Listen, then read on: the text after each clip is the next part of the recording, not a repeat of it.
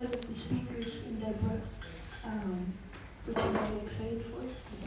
Got a little bit of a start before the break for the discussion that has to come. For now, I would love to invite Janny to the stage. Janny is going to tell a story about the biological control. It has been brought up really early in the morning, so it's really nice to get back to the topic, and I'm really interested in the research that's going on. So, welcome, a big applause, and enjoy the story.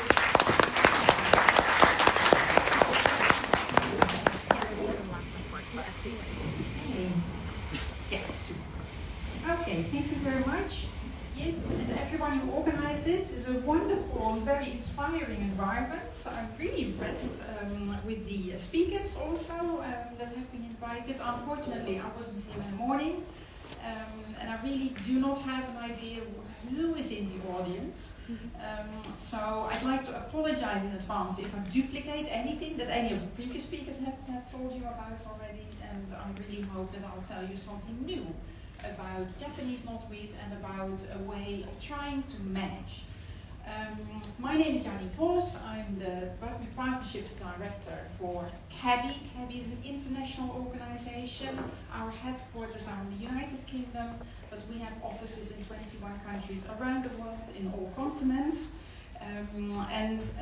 Our mission and vision is a world where knowledge will empower people and protect the planet. So we are all about trying to apply innovations for the betterment of sustainability in agriculture and the environment. So my talk will be basically on the research that we've done in the United Kingdom on a way of controlling Japanese knotweed. And I'll bring in some international dimension as well. However, we also have done some work here in the Netherlands, which is a consortium, a Dutch consortium, which I'll also explain to you about. And yeah, I hope it will be of interest. So this is a picture from the United Kingdom. And my colleagues have made a very nice animation showing that the Japanese knotweed is a very fierce grower. We've talked about that already. This morning you must have heard a lot about it. It does create monocultures, and so it's not as if we introduce it as a monoculture, but it pushes out other vegetation, and that's one of the reasons why we don't really like it. We had a big discussion about that, and to me, I always say I don't care whether it's exotic or not, that shouldn't make any difference, but when a plant is invasive, and the scientific definition of invasive plants or invasive species is that it is very prolific and it is very hard to control, very, very difficult to get rid of, and it generates significant economic and or ecological damage. So when a plant or an insect or a virus has that kind of description, it's almost impossible to control, and it is making this damage, then we call it an invasive species. And whether it's exotic or not doesn't really matter. But what is interesting to note is that this is an invasive species here in Europe, as well as in Canada and in North America, but not in Japan, where it comes from. It's not an invasive species. And the reason why, and that's a little bit an introduction already to my talk, is that it came without its natural enemies. And its natural enemies could be anything from an insect or a virus or a nematode or whatever else that's eating from this plant. And it's keeping it under control in its native range. So Europe has actually exported a lot of invasive species around the world.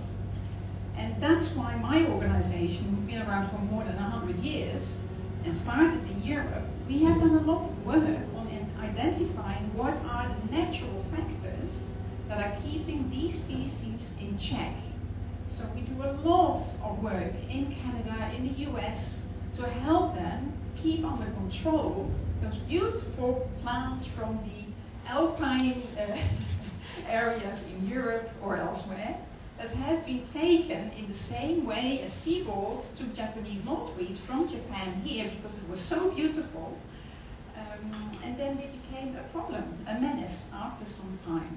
And it's typical with such a biological invasion that you start with a very small stand and oh, it's beautiful, oh, it grows very big. And that is actually when now we know that after so many years of work, we start becoming very suspicious. When we see something that grows outside its original region that immediately becomes really big, then we know, there is a risk this can become an invasive species. And so the information about invasive species, that's what the organization I work for has compiled into an encyclopedic tool, open access that you can find if you like. I can give you my business card. It's a bit of advertising, but I think it's very important to go back to science and understand what is really the reason for the dislike of this country and of this plant right now. So that's the background. And it's not only a problem in Europe, but also in North America, as I said. Let me keep to my script a little bit.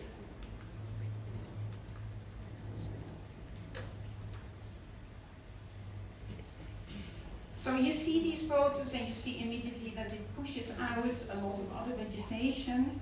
And in the United Kingdom, the costs are enormous. The invasion is so bad over there.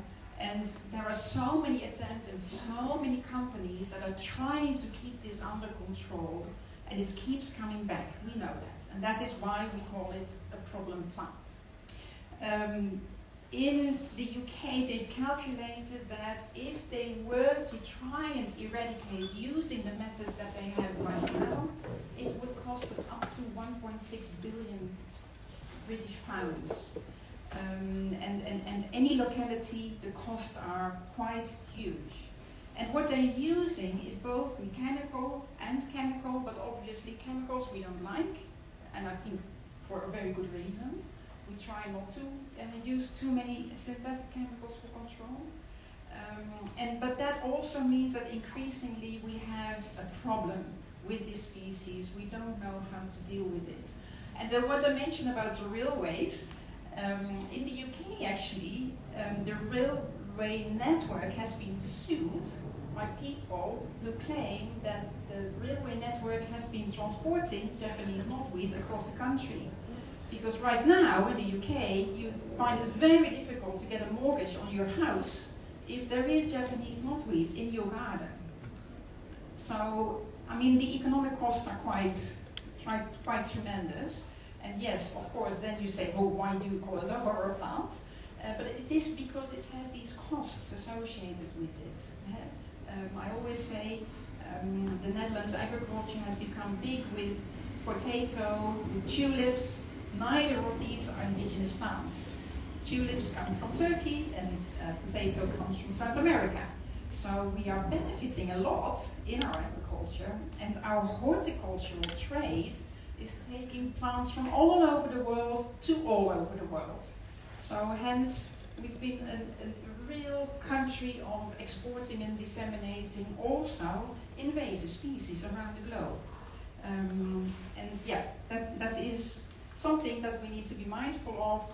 However, I totally agree, the biggest invasive species, of course, are human people.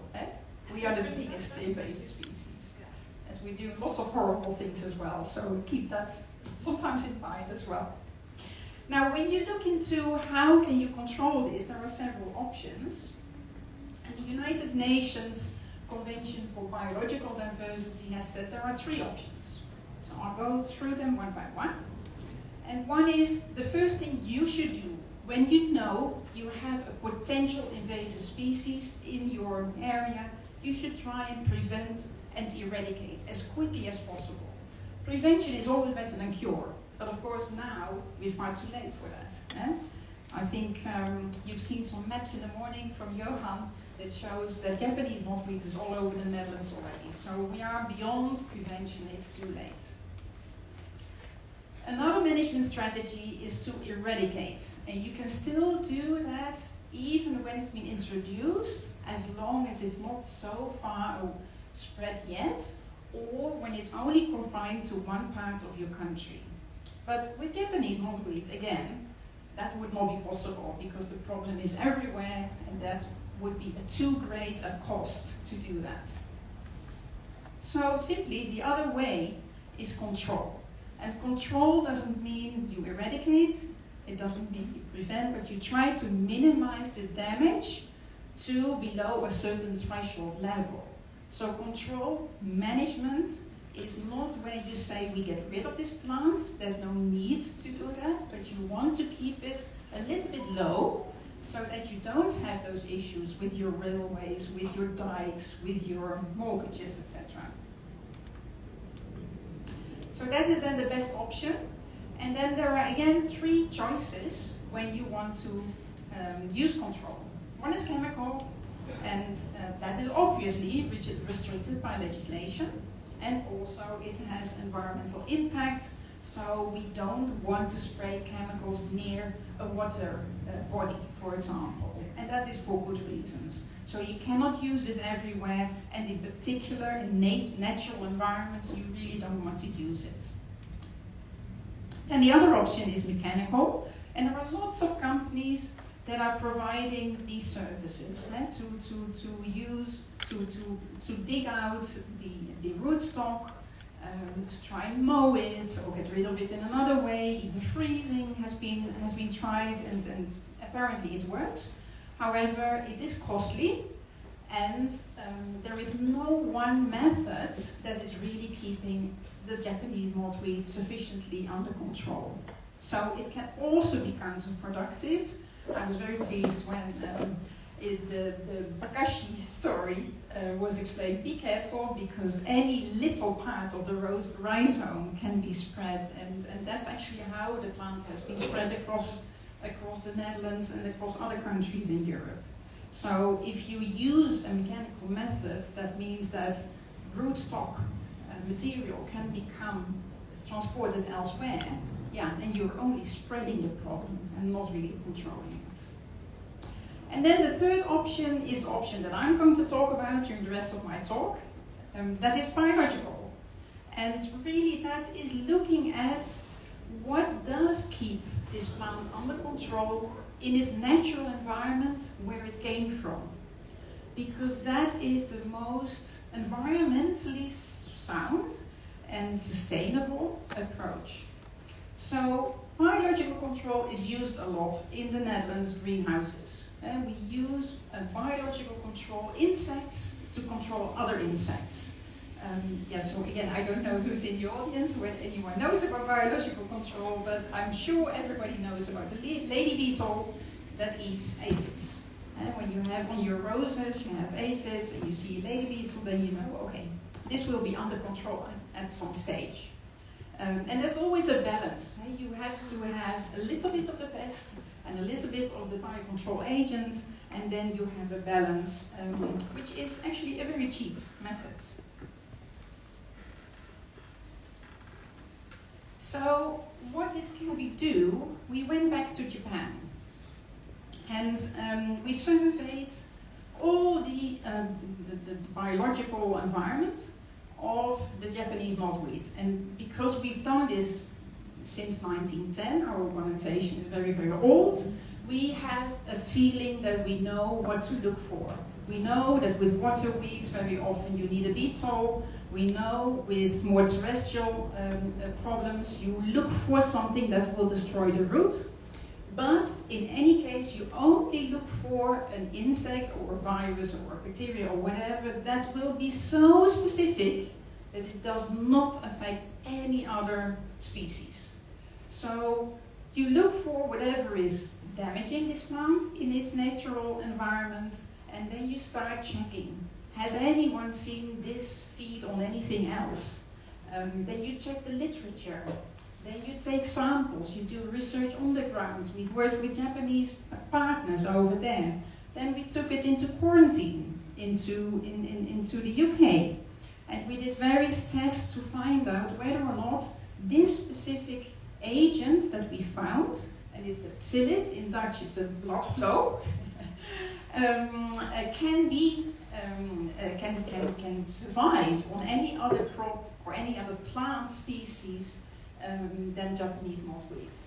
It's a very tiny insect, only 2 millimeters. It looks like an aphid, basically, and it doesn't move very easily. But it does. It is specific to Japanese knotweeds. So then we said, okay, well, if this could be a solution, and if all the research we've done shows that it cannot survive on any other species than Japanese knotweeds, then could this be a solution to the problem? Or could this help keep this plant a little bit more under control? So this is what it looks like when you have it on the plant. So these are the young stages. We call them nymphs. And the name is Aphalara itadori, and itadori means sucks the life out of the Japanese knotweed. So it is also for us a kind of indication, hey, this might be a very interesting agent.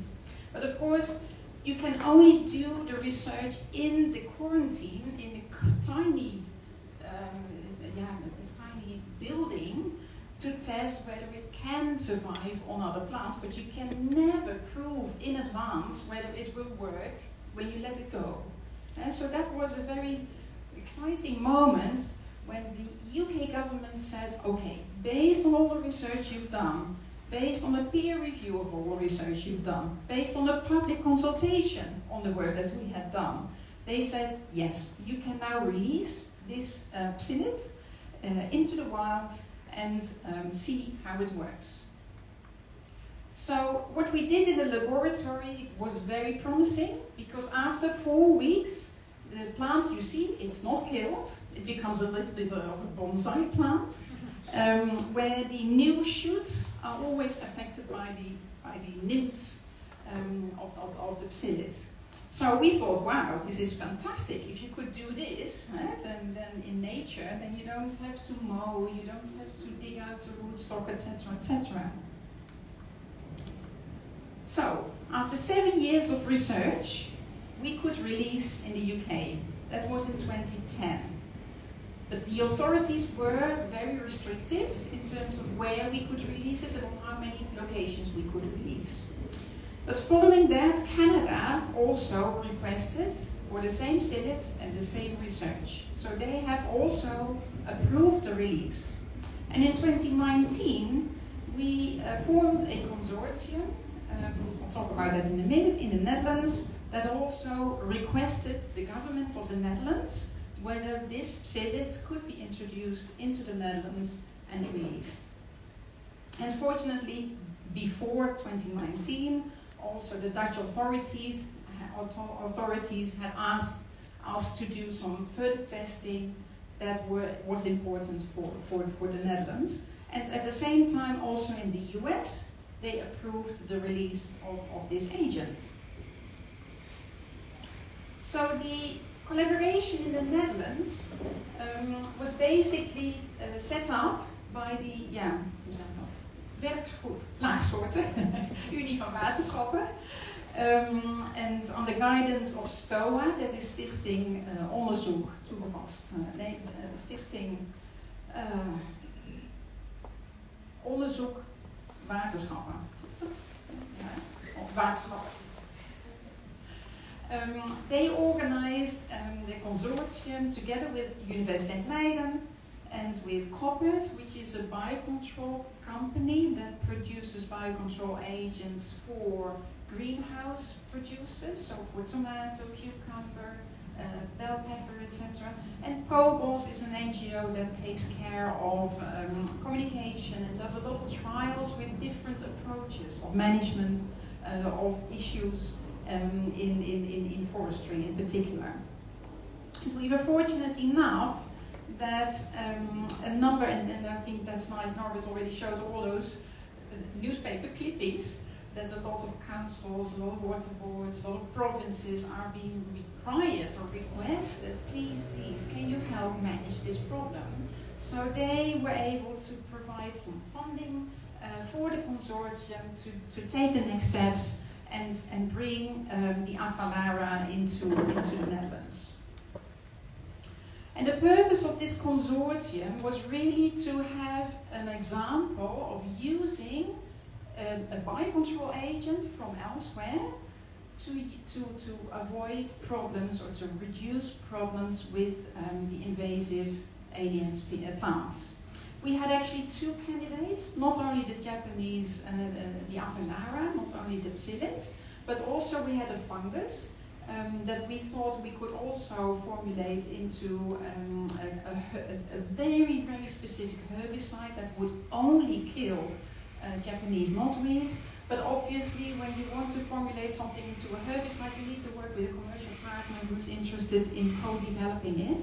And sometimes I despair because then the market is too small, apparently. When it's so specific that it only can kill Japanese knotweed, then it's very difficult to find a partner to work with. And also the fungus that we found wasn't too aggressive. So the commercial partner we worked with said, well, maybe not this time at least.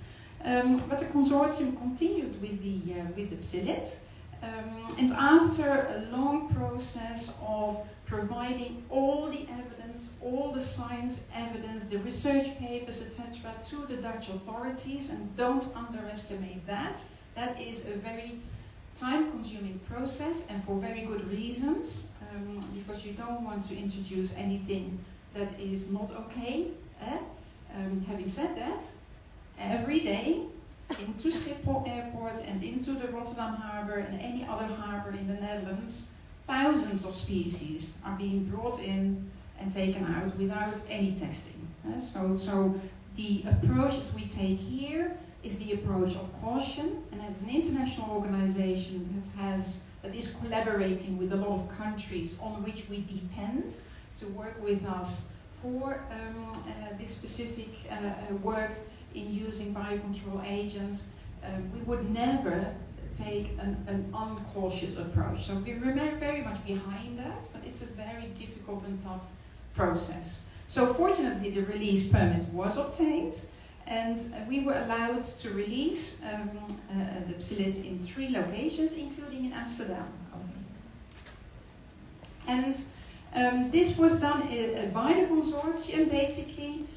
How we worked was CABI has its offices in quarantine and all facilities in the UK, but not in the Netherlands. We only have a small office here. So we work together with Koppert, who has the facilities to produce the psyllid, and with Leiden University, who was able to do the science, and the testing and the monitoring and the releasing work, etc., etc., to actually do this field work.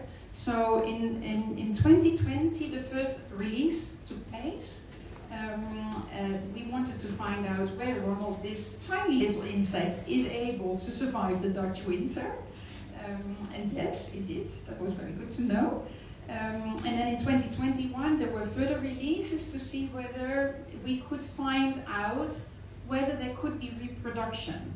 So the steps are tiny. These are baby steps. We really are very cautious. First, we want to find out, can it establish, can it survive? And of course, if we find any non-target effect, we immediately stop. You know, there's always a go and no-go steps, because we know how careful we should be with taking biological organisms from one country into the next. And then in 2022, we only did monitoring, which in a way is against how we should be working if we really want to make this thing work. Because if you really want a biocontrol agent to work, you release, and then you get establishment, and then nature takes its course, and you get an equilibrium. So the population of the psyllid would keep the population of the Japanese knotweed under control, but not eradicate, and they would coexist. And it depends on the efficacy of the biocontrol agent in how far you then still have to come in with another management method, because sometimes it's not possible to just use biocontrol only. So we did find some damage, which was very exciting. So the leaves, and remember the first picture in the lab, So the nymphs and the adults, they like the young shoots, so you look for the young shoots. But obviously when you release in a stand that's already this big, with such a tiny little insect, you're very happy when you see this, but not much more than that. So we were very happy that we saw that it was doing its job. Now we are at a stage where we say actually we should start releasing more and more to see whether it really helps to control the problem. So the results have been published. Of course, this is publicly funded, so we also publicize these results. It's a very nice leaflet that STOA has on its website, so you can download it. But basically, in a nutshell, we were able to find and prove that this insect is now able to survive the Dutch winter, but the winter was mild, so not 100% sure. If we have a very cold winter, then it might go wrong. It has been able to complete its life cycle. We've seen all the stages. The population growth of the insects was actually quite hard to monitor. You can imagine if you have such a stand of Japanese knotweed and you have one location where you release something, then the insect is so small, you really have to look far and wide to see where the population is growing. But it was able to spread to other stands, so you do see some spread already. We did not find any side effects, and we keep monitoring for that. So this is very reassuring. And it means that we've been talking about this, also very important to get this public debate. And I was delighted to be invited to this symposium, because many people are a bit scared when you talk about biocontrol. I've been living and breathing it for my whole career, so for me it's not so scary. But I can imagine that this is new, and so it's important to talk about it and to have this public debate about, do we want this or do we think this is not a very good idea? There are some further activities this year. We will keep monitoring. This is also what we're obliged to do by the authorities. They have said, yes, you can release, but you need to keep monitoring for at least 4 or 5 years. So we will do a number of activities this year, and we hope that the funders will continue supporting the work so we can also release in more locations. Actually, the land managers are really excited about this. And not only this one, we also have solutions for other invasive plants that have been tested elsewhere already, and that could be of interest to the Netherlands as well. So in that way, it's a very cheap approach. Let somebody else do the research and then test it in the Netherlands when it's already tested elsewhere. And we hope that more European countries will take that same decision. So this is the end of my presentation. I do have a few slides to show you how it works if you have a successful biocontrol agent. But I don't know, maybe you want to have time for questions first. If there are questions, we can start with that. Does anyone have a question? Well, by the way, I brought some, I should have started with that. I brought some leaflets about the Japanese knotweed. And yes, we say it's one of the worst weeds. At least over here, not in Japan. But feel free to take a leaflet from over there. And I also wanted to raise the issue that actually invasive species are a very big burden to the whole world. We have lots of projects also in Africa, in Asia, in countries where there is not the ability to do the kind of science that we are fortunate to be able to do at this end of the globe. Invasive species are the second biggest threat to biodiversity.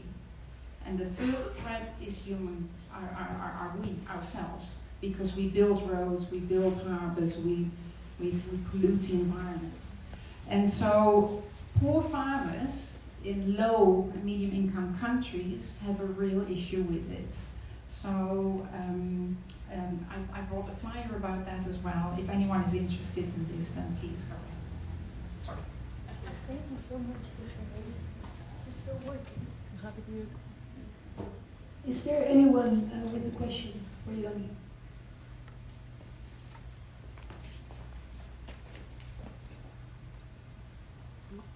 Hello, my name is Lies.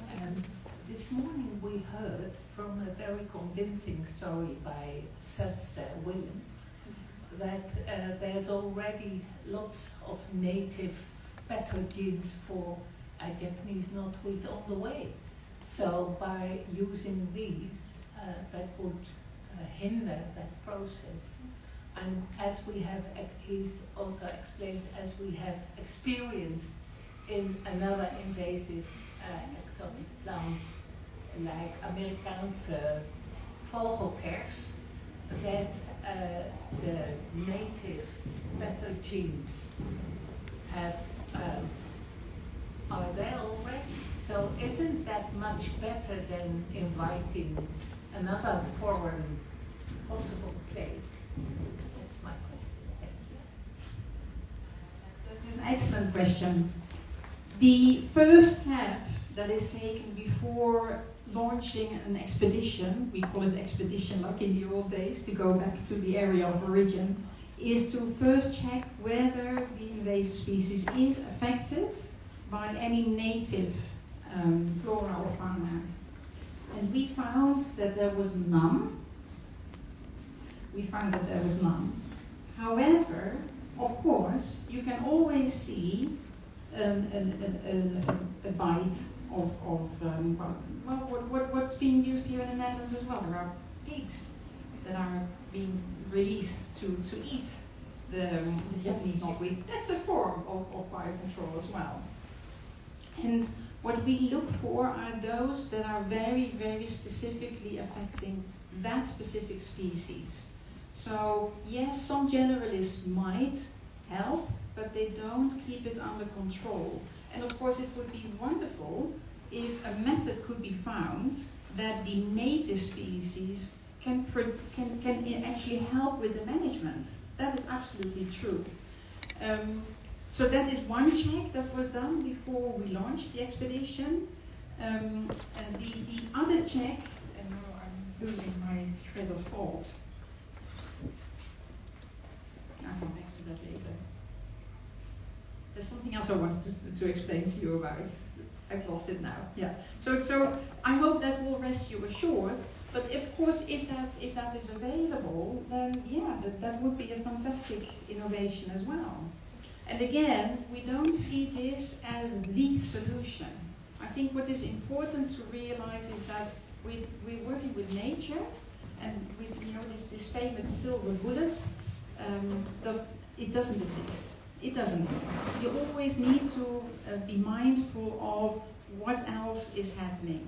Maybe an example of a biocontrol agent that works in principle very, very well, which you might know, the water hyacinth that has been moving from or brought from Latin America into Africa, into Asia.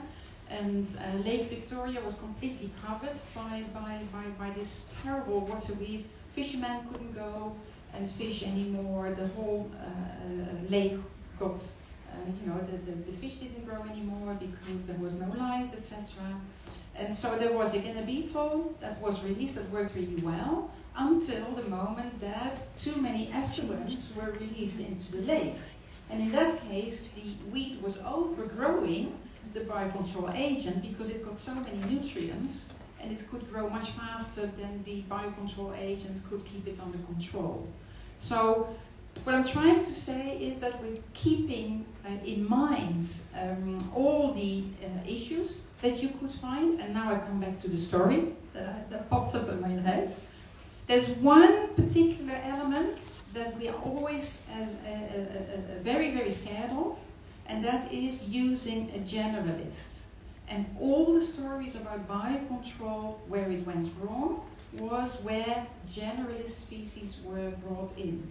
So Harmonia beetle, for example, is now displacing the native lady beetles, and it was brought in by people who thought this will help us keep our problems under control in the greenhouses. But you should never use a generalist into such a situation, because the greenhouses are not quarantined. So this thing will escape, and it's now really a threat to the native lady beetles. So these kinds of things need to be we need to be mindful of. And again, I think, as Norbert has already said, we need to also realize that it is us thinking about how can we solve our problems, but actually we made the problem ourselves because we've been moving these species around with very good intentions. But we now have something where we need to also think about how can we now manage, and to me, a biological method is always better than a chemical or a mechanical method. But that's my personal opinion. I'm sure there are others who do not disagree to that. But it's good to have this debate.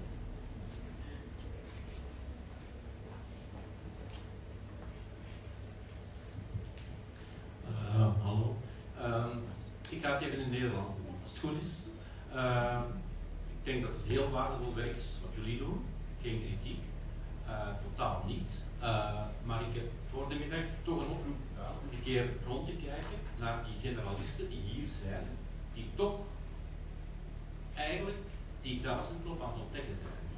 En ik heb een voorbeeld gegeven, en ik ben blij dat het idee ook gepikt is van Amerikaanse vogeltjes. Die is in Vlaanderen gewoon niet meer invasief omwille van generalisten die hier zijn, die ontdekt hebben en die nu eigenlijk de biologische controle doen op die Amerikaanse vogeltjes. En ik zie bij de duizendklop dit fenomeen eigenlijk vrij vaak opduiken. Nu, ik weet niet of u het kan herkennen, maar mij lijkt het de roest, de naam ontsnapt er nog even, u hebt hem even vermeld, die is hier. Ik weet niet welke het is, ik kan dat niet, dat is werk voor specialisten, maar ik zie dat er hier dingen aan de gang zijn die complementair aan uw werk eventueel mee kunnen bijdragen aan de oplossing. Ja, nou, als dit inderdaad een bestrijder is, een potentiële, dan zou het heel interessant zijn om te onderzoeken wat het inderdaad is. Ik heb de oproep gedaan om even mee te kijken overal, want dit is iets dat ik in Vlaanderen meer en meer tegenkom in de weg heb. Ja, super. Nou, Johan, kunnen we dit laten diagnosticeren? Kijken of dat... ja, nee, geweldig. Ja, dus we hebben met natuur te maken, hè? Dus er zijn altijd, dat vinden wij mensen inderdaad heel moeilijk, hè? Om dingen niet te controleren. Dat klopt ook. Ja. Ik ga toch een kleine, pardon hoor, deze microfoon doet het vandaag. Toch een kleine kritische noot bij plaatsen, want ik vind eigenlijk een heel goed voorbeeld. Het valt mij op, ik heb één andere Vlaamse correspondent waarmee ik wel eens mail, die bestuivers controleert op Japanse Duitsland. Ik ga gewoon even het zo zeggen.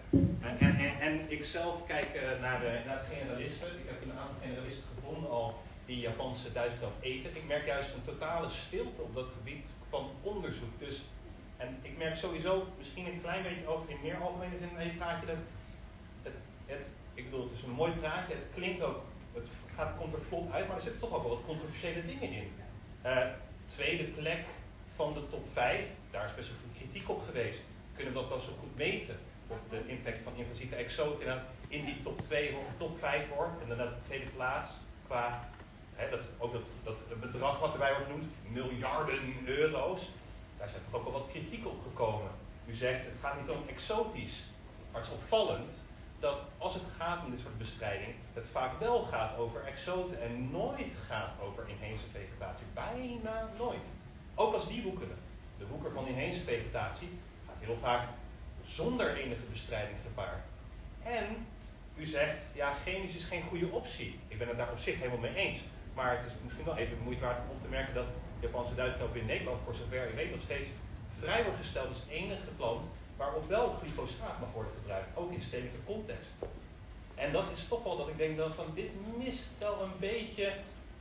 En ik vind het heel vaak dat de ecologie komt om de hoek kijken. Het vormt monoculturen. Er zijn heel veel ecologen die daar kritiek op hebben. Het zijn ook hele biodiverse ruimtes. Praat maar met ornithologen bijvoorbeeld. Ornithologen hier in Nederland hebben daar ook een kritiek op geuit. Hoe monocultuurachtig het is eigenlijk wel. Hè? En gaat het niet stiekem toch ergens gewoon om ons en onze economie? En is die ecologie een beetje erbij om te zeggen, ja, we moeten ook de inheemse soorten beschermen. Naast dat we vooral ons eigen hachje hebben. Dat even misschien als een soort algemene kritiek hoor. Ik begrijp het, dat het lastig is om in te haken. Ik probeer het duidelijk op je af te vuren, maar ik snap dat het wat veel is. Ja, nou geweldig. Ik denk dat dit een heel goed ingrediënt voor het debat is zo direct. Er zijn wel degelijk plagen die inheems zijn en die ook met biologische bestrijding worden. Dat zijn de voorbeelden die ik al genoemd heb. Ik baseer me in de uitspraak over de tweede ergste threat. Wat ik moet nu in het Engels, hè? Sorry. The second threat to biodiversity. I'm basing myself on literature, and it is extremely difficult to do that kind of research. So much so that we have been asked by quite a number of African countries to calculate what the economic impact of invasives is on their economy. And we needed years, and still it's not a foolproof result. But the numbers are extremely high. And yeah, there is one author that says it's about 5% of global GDP.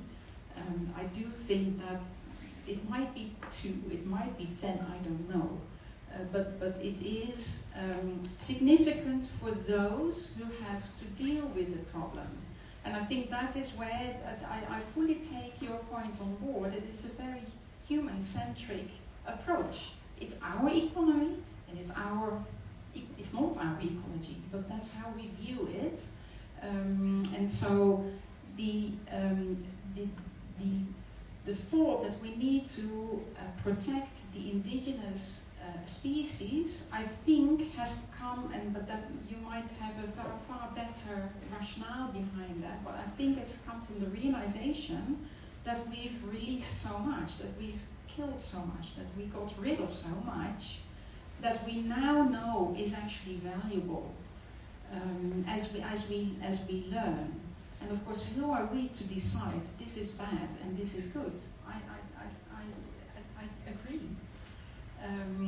But where we are coming in with our work is on the basis of this is an issue. There is a request from the railways, from the water boards, from the forestry managers, from the land managers, even from people who want to have a mortgage on their house. Can you find a specific and unique biological ingredient that would allow to keep this under control?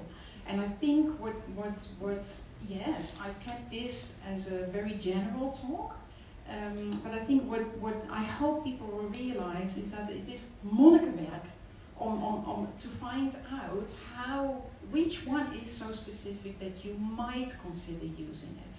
And giant rockweed was another example. Please can you find a biocontrol agent? And we couldn't, we've done the same work. So it's not as if we feel, look at us, we are so good, and we're also not the only ones who do this work. And we can find any solution from nature, because that is often what we hope. We say nature has so many solutions, so this could be a solution from nature. But with the giant rockweed, we were not able to find any species that was so specific that could be living together with that plant and keep it under control.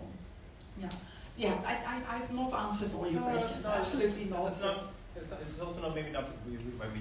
We can't reach a conclusion, especially not in a day. But I have the feeling that there is a lot of scaremongering amongst all these different stakeholders going on too. For instance, with the mortgage.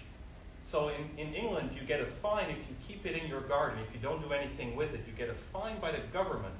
When the Olympics were in London, they spent millions cleaning out Japanese knotweed.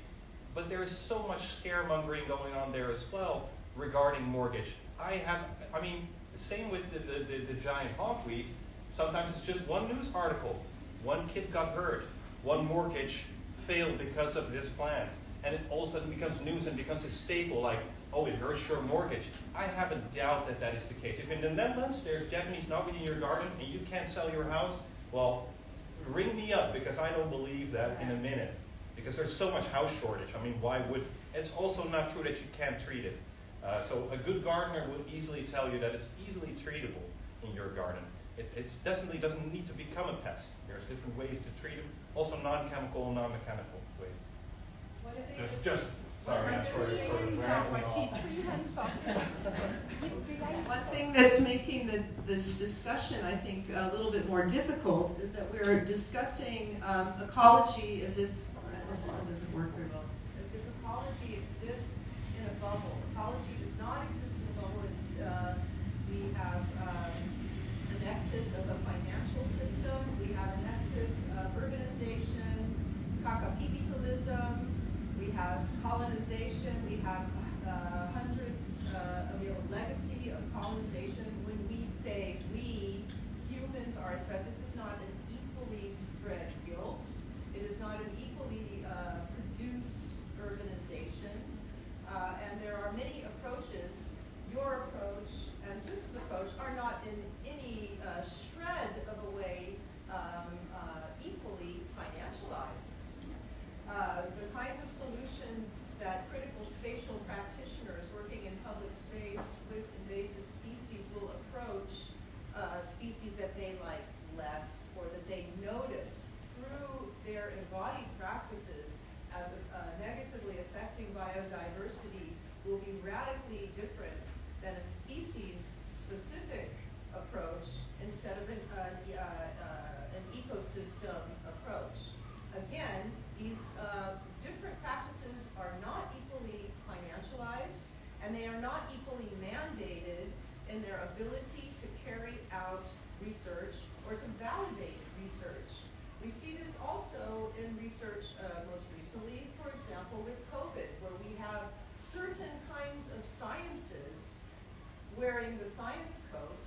Other sciences are left outside of this discussion. You cannot have a scientific discussion without involving philosophy and the social sciences and arts and humanities and cultures. It is impossible to be having these discussions, to assume that there is a science that only exists of ecology, of a biological, deterministic ecology is a fallacy. We prove this again and again.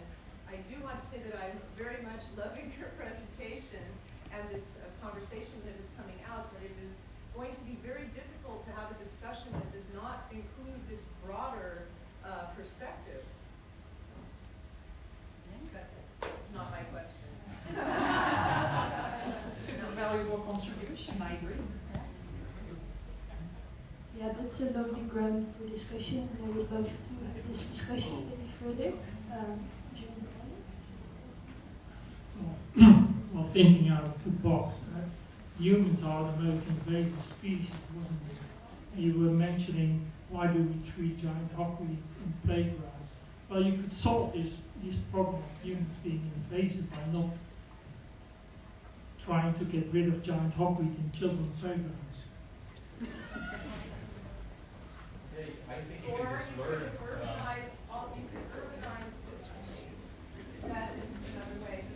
Aside from the fact that in my extensive experience, giant hawkweed is very easy to manage, as in up to my experience is only many hectares at once, but I find hawkweed very easy to manage.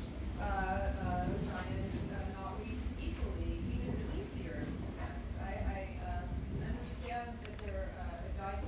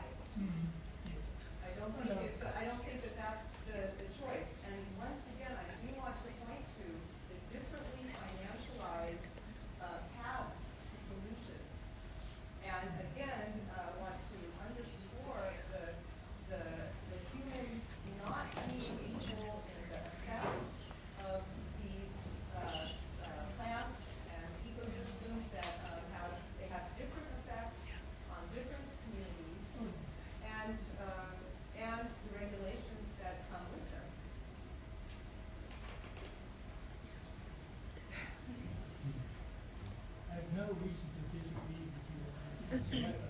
The only thing when it comes to management, it's about tenacity and long-term commitment. And this long-term commitment is where it always goes wrong. I can see many approaches to long-term commitment and financializing different kinds of knowledge systems and work and labor, human stewardship labor, that we are not practicing now. If, for example, critical spatial practices were remotely financialized in the same way that highly financialized, very, let's say, narrow, I would call it a narrow deterministic sciences are financialized, we would see different results. Can I ask, what do you mean by financialized? Do you mean commercial or? Affected, strongly affected by market logic. Yeah, yeah. That's what I mean. I'm Because- trying to not because- say capitalism so much. I'm not trying to, but in fact, that's what I want to say. Yeah, because what I've talked about today is absolutely non-commercial.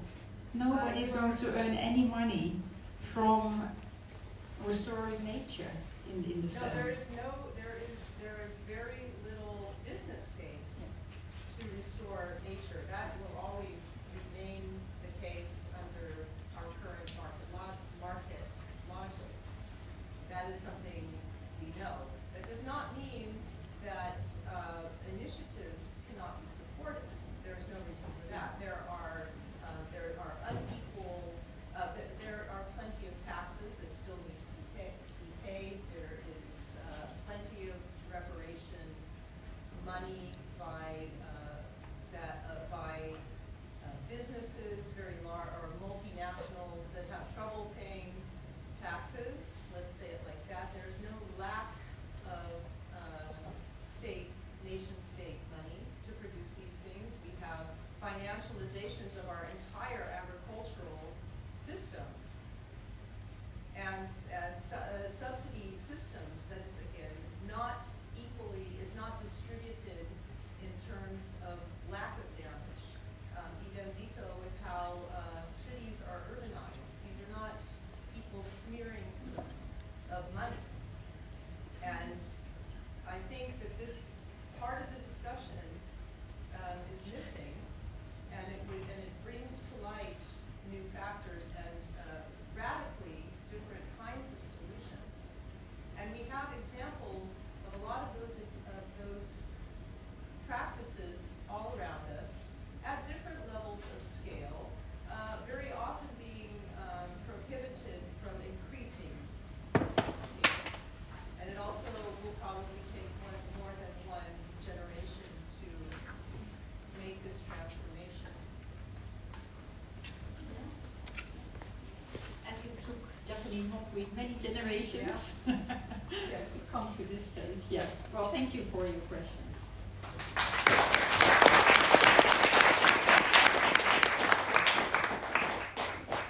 I don't want to be pushy when it comes to the discussion, because I think it's all very, very interesting. But we have one more speaker on the program, and I would like to allow some time for him as well. The smell. Our last smell. Yes, before we go to the last speaker, we have our last smell. It's one to really kick your senses a bit, waking you up. But it has been mentioned by the last speaker. Up to last week, we only had the smells that we have smelled now, and then we learned that also pigs are being used to dig up knotweed roots, and we happen to have a pig odor in our collection of scents here in the Open Aroma Lab. Speaking of, you're all welcome to come once on a Thursday to the Open Aroma Lab and try yourself to blend something. You can blend very lovely, nice things, but also, well, things that are a bit more edgy. So what you do, I'm not going to release the whole bottle, maybe half of it, and we will smell the scent of downward pigs. They dig up till 50 centimeters in the earth, and they eat all the rhizomes and roots.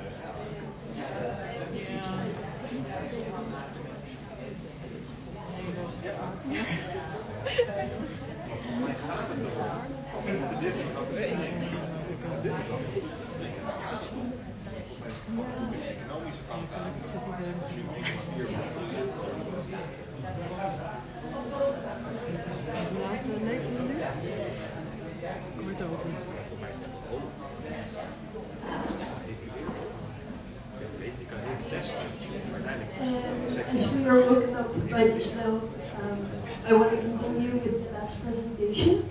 I'm going to get that.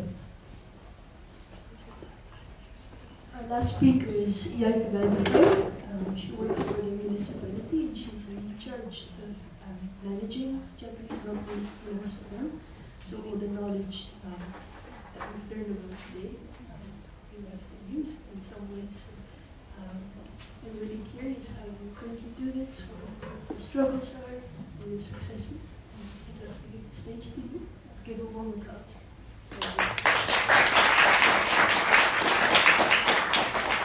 Thank you. I hope you have a little bit of energy left to listen to the my last talk. I tried to keep it a little bit shorter. My name is Jaike Bijleveld. I'm from the Amsterdam Municipality, and I'm going to tell you about the way we work, the way we try to control the Japanese knotweed, what our main focus is, and because this is a festival for foragers, I thought I'd let you a little bit know about the risks about foraging, what you have to do when you are foraging for food or for making objects or whatever. Since about a year or 3-4, I've been working on the program Japanese knotweed. It all started, I think, in 2016 or 17 or so, because many projects in the public space they had to deal with Japanese knotweed. We have a lot of big projects in the public space when a street is renovated or a park is renovated.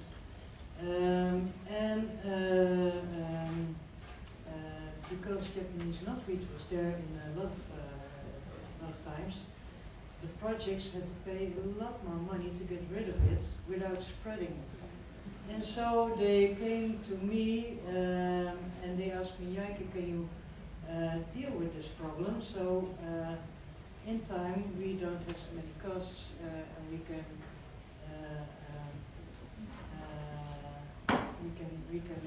work a little bit easier in projects. Well, when I started,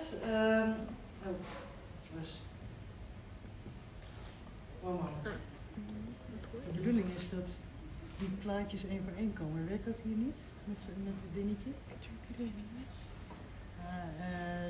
It was supposed to be... Well, never mind. It was all too difficult to do now. Behind this picture which you've seen before in the talk of Anne. Behind this picture, I had hoped you would see the whole map of Amsterdam, but you can see some little spaces here. We have a big map with all the places we know. When I started 4 years ago, we knew about 182 locations, total space of 60,000 square meters, about 12 football fields full of Japanese knotweed. We thought, well, this is a big problem. We have to deal with this. How can we do that? So our first focus was, do we know everything? Do we know all the places we have been talking about? And does our organization know what to do when you encounter it? So we started every year with making an inventory of all the places we knew. We started with waarnemingen.nl, I don't know the English name for it, but it's a site where you can say, I've seen this plant. We asked Omgevingsdienst, I don't also know the name in English for that one too, but they had a big database of all the places. We asked our colleagues, we asked our trainees, we asked people of Amsterdam who live here, and every year we got hundreds of new locations. Now, January 2023, we know about more than 1,200 places, a total space of almost 180,000 meters, which is about 36 football fields. So in 3 years, the knowledge of the places has been tripled. And still, you see some green symbols. Those are all the places. Last winter, people told us, hey, I know another place. And those now, as we speak of, are about 300 locations we have to visit this year to see if it's really knotweed or not. All the places are put on this map. It's a public map. And if you zoom in, you can see the exact location, how big it is. And if you go with your mouse over it, you can see the picture, the species, if it's Japanese, Sakhalin, or Bohemian, and more or less the approximate size of it. Well, this is Mediamatic. You've seen this picture before. What we are going to do now, the next many years, every location we know, we look at it every 3 years. So every site is visited every 3 years to see if it's growing or not, because we don't know anything about it. We know places are growing, but some don't. And why does one place grow? Why does one place grow a lot, and why does the other stand still? So at the end we will know, okay, the ones that are growing, we need to look at those ones, and the ones that don't grow, we can leave them for now. Doesn't mean that we do nothing. All the red dots you see are places we are working on, and we heard a lot of methods today. We use almost all the methods, from easily chopping out the growing place, or by with electricity, or with the roots we said somebody talked about earlier. All kinds of methods. Behind this map, there's a huge database, and every place we visited, we know how big it is, how many stems per square meters they are growing, how thick the stems are, what species it is, if it's growing in grass or in koi wall or in pavement. Everything we know, we register. If it's male or female, if it has seeds or not, all those things. And what you see here is just a simple version of it. We have 4 main risks in our city. This is completely different than when you're talking about a natural environment like a wood or whatever. But in an urban environment, we have rapid spread. That's the biggest problem. That's our main focus at the moment. We have unsafe traffic conditions because it blocks the sight of cars and stuff like that. We take care of those too, but those we have in control. Damage to ecosystems is a problem, and usually what we see is where a lot of spreading is in places where ecology is, where we maintain, where we have ecological maintenance. And damage to constructions is the fourth one. But, as we heard before, knotweed doesn't damage constructions out of itself. It needs to be in a bad condition and a structure before knotweed can grow through it. So if you see a house where it grows through, you know that the foundation is probably in a bad condition. In the beginning, 4 years ago, we thought, well, if we focus on those urgent locations where damage of constructions is the biggest problem, then we have dealt the worst. But it's really, really expensive. And usually when we took care of those sites, what we were doing was repairing the bad construction, and together with it taking care of the Japanese knotweed. So what we do now, last year we changed our policy. Right now we focus on the rapid spread, and we have a lot of places like that. And you know, every stone is turned around every 30, 40, 50 years in this city. So when there's a big project, they have to deal with the Japanese knotweed. We leave it until a project comes along. Rapid spread, we caused a lot of spread in our own city. One is transportation of soil, and in a big construction site, soil with Japanese knotweed is taken out, is transported to our grondbank, what do you call that? Garbage heap. Who? Garbage heap. Garbage? No, it's not a garbage heap. A place where soil is brought to, and then another project buys it, takes the soil to this new project, dumps it, and bank for soil, I guess. The map you just saw, our soil bank, I call it, I don't know if it's the right word, checks right now on this map if ground is taken from a knotweed site to know if it's polluted by knotweed roots, to make sure it doesn't grow anywhere else. If we don't know a location, then there's a risk too. So we don't know all the places yet, but we're almost there. The second one is maintenance. Maintenance of the plants. Mowing, pruning, anything like that. If you don't do it right, it will spread. You all know that probably. I told you before, our main focus now is taking care of the spreading. One of those things to do is building up knowledge and skills of our own colleagues. So we all know, we within the Municipality of Amsterdam don't cause spreading anymore. It took many years because we have thousands and thousands of colleagues.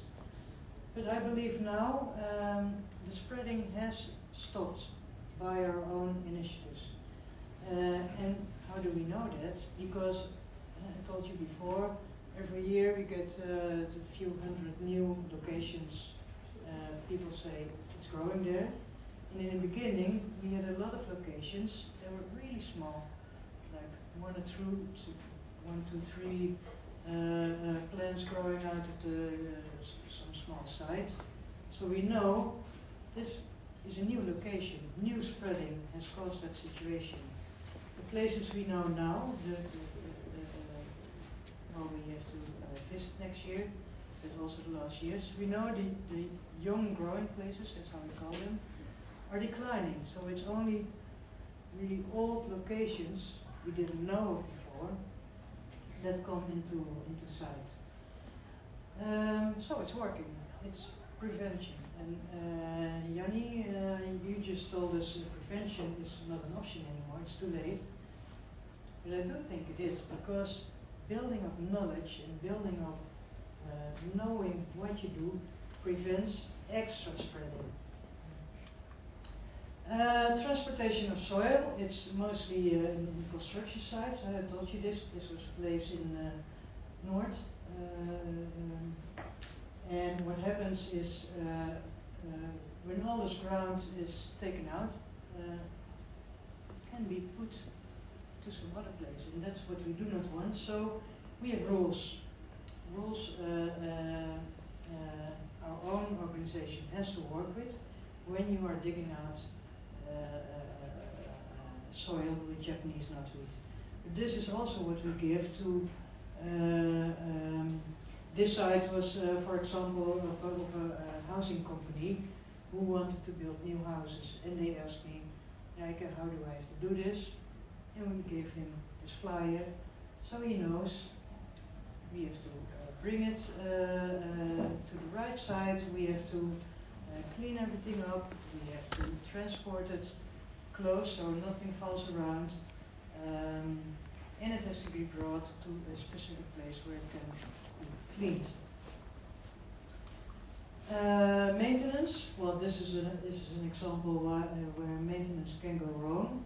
And the pruning, when you don't do it right, when you don't clean it up, it can fall in the water or it can be transported to some other location.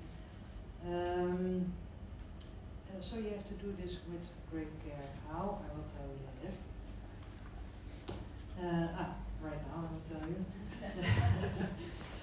This is what we learn our maintenance colleagues. And last month I've been giving training to about 300 people who do the pruning, the mowing, and they will tell all their contractors. And this also counts for everybody who does foraging for, workshops here or for eating or whatever. The basic rule is work from the outside in.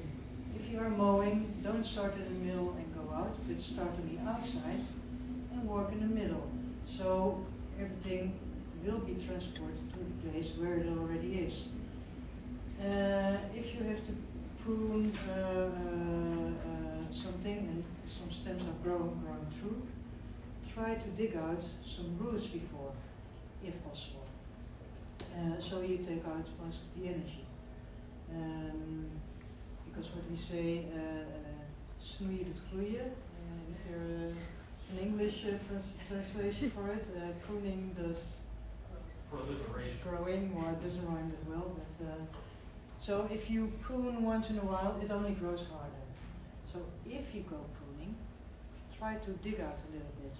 And it doesn't mean with big machinery. You can do this just with a small spade. I don't know what it is in English. Spade? Okay. Same. Third important rule: clean everything up. Everything. All the roots, all the shoots, everything, and close it. So then it doesn't fall off somewhere else where it can grow again. And also look under your shoes, on your equipment, and take it away. Throw it away in the normal garbage, not on the compost side, because most compost workers, compost is made usually under 50 degrees. and Japanese knotweed will be destroyed above 60 degrees. So not all the manufacturers of compost do it under the right circumstances. There's a list of composters who do it under the right circumstances. You can find them on our website. And for the people in here, is not the most important rule, but for our maintenance people, mark the area where you work. So other people know where to mow, where not to mow, and the next time you come there, you know, hey, this is a place I've been working on, I need to take care, I need to watch out. So this is the 5 rules that are holy, the holy grail for working with Japanese knotweed. I told you before, we focus on spread if we are, when we are not doing the maintenance, but in the whole program. And spreading sites, where you can see here some examples, mostly it's near water or near railway sites or near big highways, because there the plant gets damaged, and that's why new places start to grow because it's thrown somewhere else, and new sites are found. And you can see here, there's a lot of, and also over there, a lot of houseboats are doing their own maintenance of places in public space. No better word about those people, but it is a lot on those sites and also harmful. They mow, they throw it in the water, and a few meters further there will be a new site. So it takes too much money to take care of them all at once, but in phases every year we do a part of those spreading sites. And so we hope eventually to contain the other sites, to isolate the other sites, so for projects it will be easier to take care of those isolated sites. If we are going to clean up the sites, so not maintenance but big projects, there are 3 things that determine the way we take care of it. And to know what kind of measure we have to take. The first one is the underground conditions, and you can see a lot above the ground what the underground conditions are. It's very busy in the Amsterdam underground world.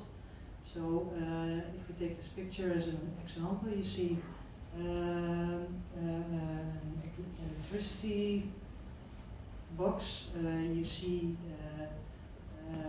dichtmasten, what is that, light lanterns. You see trees. The trees are a little bit far away, but the tree roots, they grow really far. Usually the size of what you see above ground, it is underground. And that makes it complicated to grow out, to dig out all the roots, because we want to keep our trees. Our trees are holy. Unless they're in really bad condition. So how busy it is underground, the more busy it is underground, the more difficult it is to dig it out. The second one we look at is the age of the growing place. And of course, we don't know when it started, but you can see a little bit about the age, because what is happening above ground. If there are many stems, if the stems are really thick, then you know underground there's a real thick package of roots, and it makes it more difficult. If you have only 2 or 3 stems and they're really thin, then it's more easy to dig them out. The third one is the surrounding. Is it a busy street? Is it a main street where all the traffic goes along? Are there people living? Are there other owners of the space. Those all determine how easy or how difficult or how expensive or how cheap it is. And when we look at the sites, we always think of how expensive it is, of course, but also what does it to the underground? Is it an ecological site that we prefer to keep the ground and not throw it away to some cleaner? How effective is it? How quick can it be done, or how slow will it go? So, for example, this one, we will not dig out this growing place because it's way too expensive. There's way too much stuff underground. It's in a quay wall, so that's even more expensive to get rid of it. So probably here we would do electrocution. 6 times a year we go there. Takes us a few years, but then hopefully it will be gone.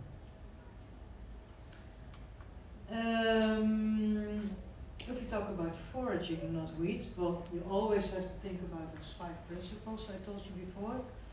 But the other thing is the soil quality. We live in an urban environment, and not every space in the ground is as healthy as we would like. There's a map, the bodemkwaliteitskaart, the soil quality map, I guess. And it's divided in zones, and it's also public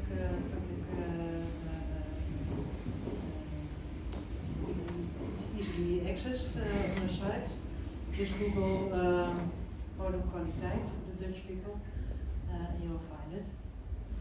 And it's divided in different zones, so you can check where it's healthy and where it's not.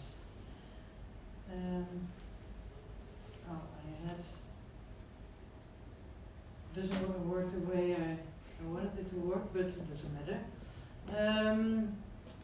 Here are the zones. The zones 1 to 3, the colors blue, green and orange, those are alright. You can eat Japanese knotweed. The zones 4 until 7 are likely to very badly polluted. Eating is at your own risk.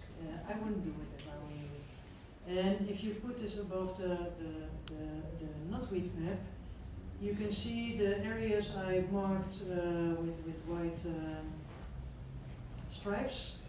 Those are the areas I advise you not to pick. Means also here in this area. In north, it's mostly green, so you would say, well, it's a healthy ground, but there are many dots of pink, which means it is polluted.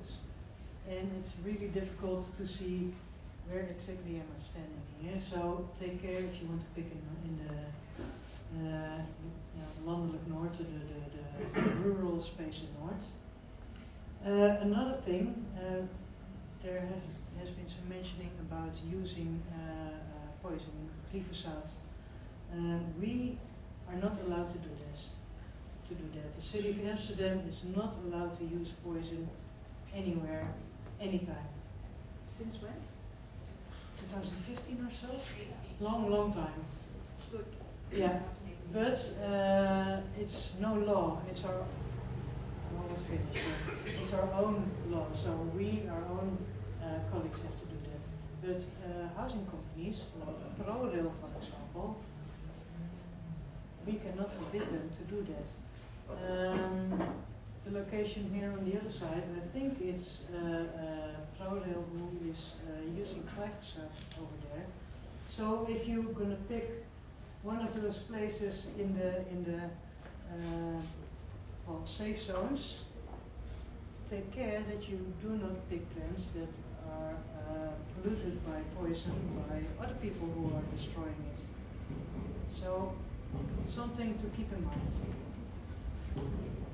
I believe the PowerPoint will be distributed or something.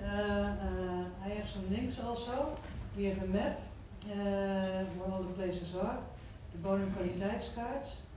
And on our website we have an e-learning in 6 modules, free for everybody. And you about the Japanese knotweed, from recognition to risks to how to deal with it in daily maintenance, but also how we work when we are having big projects. In every project phase we have to think about what do we do with Japanese knotweeds. Also, we have on the website as a link, there is a flyer, a digital flyer, and will be printed out later, with do-it-yourself methods how to get rid of the plant without using tens of thousands of euros. You can do it as long as you have a lot of energy to hold it on for many years, but you can do it. There are methods. With that, I'm finished with my story.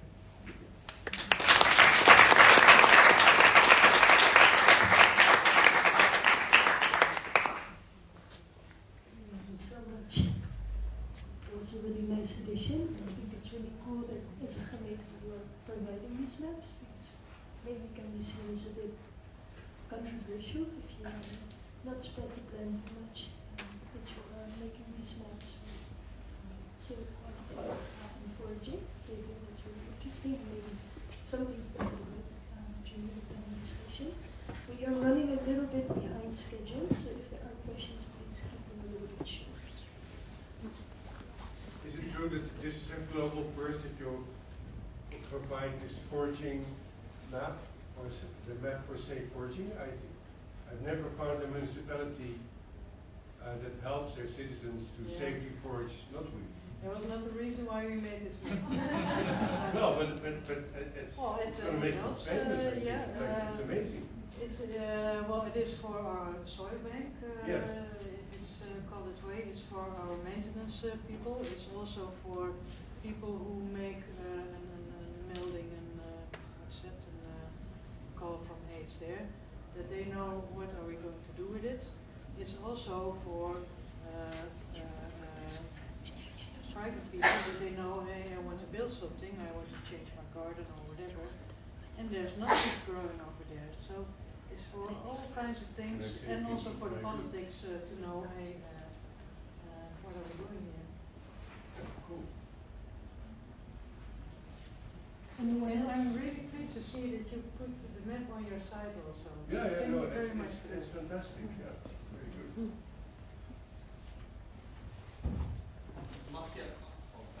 If you live in one of these canal boats or a house and you have knotweed in front of your house, can you also, do you have a say in that, in the sense that if you say, no, I like it, keep it, is that an option? I never heard that. Never heard that? No. Yeah, okay, well, yeah. And I was hoping I only hear complaints about, hey, it's growing here, do something, municipality. Yeah, that's the difficult part of your role in the city. I think that people only talk to you when they have a problem. Yeah. When they're happy, they just enjoy. Yeah. Yeah.